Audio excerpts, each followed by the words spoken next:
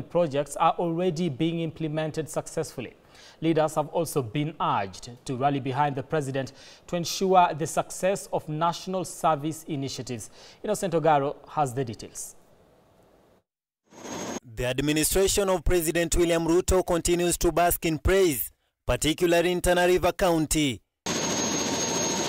This follows commendations from K24 leaders, led by Deputy President Professor Kithure Kindiki, who lauded the administration's recent initiatives, including the livestock vaccination program. Tumepata soko kubwa ya mifugo, lakini mataifa ya kigeni yametuambia ili mifugo yetu, nyama yetu na mifugo yetu ikubalike, lazima tuwe tumechanja mifugo yetu kwa ujumla, kwa sababu tumekuwa tukichanja, lakini 10% tu ya mifugo ya Kenya ndio imechanjwa. Kwa hivyo tunauliza tafadhali tusiweke siasa katika mambo ya afya ya mifugo yetu. Muradi huu vile ni muradi wa hiari. Kindiki emphasized how the Kenya Kwanza government has prioritized Kenyans by alleviating the economic burden that had previously weighed heavily on citizens. Imefanya ile kazi ilikuwa ngumu ya kudhibiti hali ya kijumla ya kiuchumi. Ile safari ambayo imebaki sasa ni ya kuweka mikakati ambayo, kwa sababu sasa uchumi ni dhabiti, tuweke mikakati ya kuboresha mapato ya mtu binafsi kwa kuleta ajira na pia kuleta pesa katika mifuko ya wananchi. His remarks were echoed by former Gender Cabinet Secretary Aisha Jumwa, who praised the Deputy President, expressing confidence in his ability to execute his duties effectively. Kama kuna naibu wa rais tuliyekuwa tunamtafuta katika taifa letu la Kenya, na tuliyemtaka from day one, alikuwa Professor Kindiki. Maana yake katika zile pilika tulikuwepo pale Karen. Lakini kama ule muimbaji aliyesema riziki kama yako utaipata hata wakibana, ndo hayo. Senate Speaker Amason Kingi commended the president for fostering unity by bringing together opposition leader Raila Odinga and former President Uhuru Kenyatta to elevate the nation's development. Mimi nataka nimpatie kongole kubwa rais wetu wa Jamhuri ya Kenya, Mheshimiwa William Samoei Ruto, kwa ile juhudi ambayo anaifanya kuleta utangamano na kuleta umoja katika Jamhuri yetu ya Kenya, pasipo kujali ukabila, chama ama jinsia. Kuleta Mheshimiwa Raila Odinga na jeshi lake, kuleta Mheshimiwa Uhuru Kenyatta na jeshi lake, kuwaleta ndani ya serikali. Hii yote anafanya kwa sababu analeta uwiano na analeta umoja katika Jamhuri yetu ya Kenya. The inclusive government agenda was also highlighted by Suna East MP Junet Mohamed, reacting to the new appointment of Uhuru allies in Ruto's regime. Serikali lazima ifanye kazi na kila Mkenya. Na ndio serikali sasa ya mseto, broad-based government yenye imeletwa na His Excellency William Ruto na Professor Kindiki Deputy President, inafanyia kila mwananchi kazi. Watu wa gazeti wameniuliza jana, watu walipewa kazi. Hiyo ni mzuri sana. Sasa broad-based government is getting broader. Broad-based government is becoming broader. Imepanuka. Kwa sababu serikali ni ya wananchi ya Kenya yote, sio ya watu binafsi. Innocent Ogaro, K24 TV. All right, thank you, Innocent Ogaro, for that particular report. Away from that, African Union presidential aspirant Raila Odinga has called on the youth to place their trust in the government amidst the social and economic challenges facing the country. Speaking at the 20th graduation ceremony at Kabrak University, Odinga urged young Kenyans to shun chaos and unrest and instead play a role in creating solutions. Mumbi Wambugu reports. The year 2024 has seen waves of youth-led demonstrations across the country, with thousands taking to the streets demanding for better governance and accountability. During the 20th graduation ceremony at Kabarak University, Raila Odinga acknowledged the growing mistrust fueled by the country's social and economic struggles.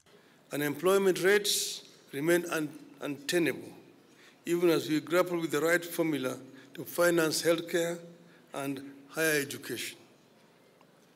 These challenges have led to a growing trust deficit in our governance institutions. Our unity as one people under one nation is under severe test. Raila has urged the youth to support the government and contribute to solutions for the country's challenges. He acknowledged that while the issues raised by Kenyans are valid and require attention, the government needs time to address them. As a country, we have choices to make in the wake of these challenges. You have to decide whether to add fuel to the fires around us and in so doing create more desperation and make it more difficult for us to confront our challenges. You can also help dampen the fires. Odinga further called on Kenyans to reflect on the progress made in the country, citing tremendous growth and development over the years. He has advocated for youth empowerment to curb the rising criminal activities in the country. Drug addicts, criminals. But if you empower them by giving them requisite skills in education, then they become a source for wealth creation. The event also saw the participation of other government officials as over 2,000 students graduated in various fields. By embracing innovative and smart renewable investments, we are not only speaking to SDG 7 solar power about ensuring access to clean and affordable energy, which is key to the development of agriculture, business, communication, education, healthcare, and transportation. Mombi Wambogo, K24 TV. Now, away from that, the Kenya Medical Practitioners, Pharmacists and Dentists Union, KMPDU, has called off the nationwide doctor strike that was scheduled to commence on Sunday, December 22nd, 2024. Now, this decision follows the signing of an agreement between KMPDU and both the national and county governments. Now, a key component of this agreement is the commitment to pay intern doctors a monthly salary of $206,000 as stipulated in the 2017 collective bargaining agreement. Eunice Omolo with that particular story. For the subject of averted nationwide doctor strike that was to commence on 22nd, midnight, that is on Monday. With just 2 days remaining until the scheduled doctor strike, Kenyans can breathe a sigh of relief as the government and officials from the Kenya Medical Practitioners, Pharmacists and Dentists Union, KMPDU, have signed an agreement. This pact will implement a critical part of the 2017 Collective Bargaining Agreement, CBA, guaranteeing intern doctors a monthly salary of 206,000 Kenya shillings as stipulated. And to inform the nation that after intense engagement with the government, under the leadership of His Excellency the Deputy President, Professor Kithure Kindiki, last evening, we signed a deal. In the agreement, we saw an evidence of the intern doctor's payslip that has now complied with the collective bargaining agreement that we signed in 2017-2021. The Deputy President Kindiki Kithure oversaw the signing by the Ministry of Health and the Council of Governors to avert the nationwide doctors' strike. In a statement, the Deputy President lauded the doctors for what he termed a selfless decision of the doctors to suspend the strike and engage constructively for the benefit of all Kenyans. Ask all the interns to stay at home so that we prevent some of the mental conditions that will arise from the working conditions and from being unable to pay the bills. We want to announce that all the interns to report back to work from 23rd of December 2024, that is Monday next week. In November, intern doctors downed their tools to push the government to pay them. Atela announced that the intern doctors will report back to work on 23rd December. The big salary arrears are being paid. We have confirmed with our doctors from Kwale County that they've already received their monies from yesterday evening. We have also confirmed from the Ministry of Health today that about 20 counties will be receiving today, and many more will receive tomorrow, and others will receive on Monday and Tuesday, depending on the counties and on the banks. So there's a clear evidence that 50% of the basic salary arrears owed to the doctors will be paid by Tuesday next week.